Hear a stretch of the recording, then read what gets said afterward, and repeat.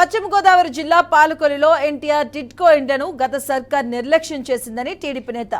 బిచ్చెట్టిబాబు తెలిపారు. గత ప్రభుత్వ హయాంలో టిడ్కో అడవులను తలపిస్తే మంత్రి నిమ్మల రామానాయుడు ఆదేశాలతో చెత్తా చెదారాలను తొలగించామన్నారు. అలాగే కాలనీలో సెంటర్ లైటింగ్ ఏర్పాటు చేశామని, త్వరలోనే మిగిలిన ఇండ్ల నిర్మాణం పూర్తి చేసి అర్హులైన లబ్ధిదారులందరికీ అందజేస్తామని బిచ్చెట్టిబాబు పేర్కొన్నారు.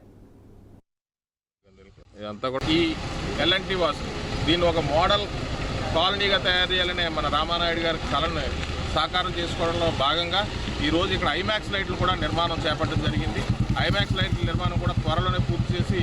అలాగే ఎక్కడైతే ఇక్కడ ఉన్నటువంటి చెత్తా చెదారాన్ని తొలగించడంతో పాటు పార్క్ ఉంది, దాన్ని కూడా డెవలప్ చేయడం కానీ, అలాగే త్వరలోనే అంగన్వాడీ కేంద్రం కానీ,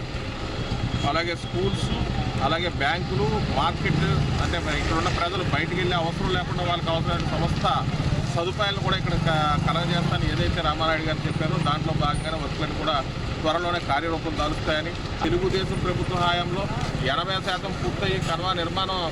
అక్కడితో ఆగిపోయినటువంటి పరిస్థితుల్లో ఆ వర్క్ కూడా త్వరలోనే స్టార్ట్ చేసి సాధ్యమైన త్వరలోనే లబ్ధిదారులందరూ కూడా ఇల్లు పూర్తి చేసి ఇస్తామని చెప్పి సందర్భంగా రామానాయుడు గారు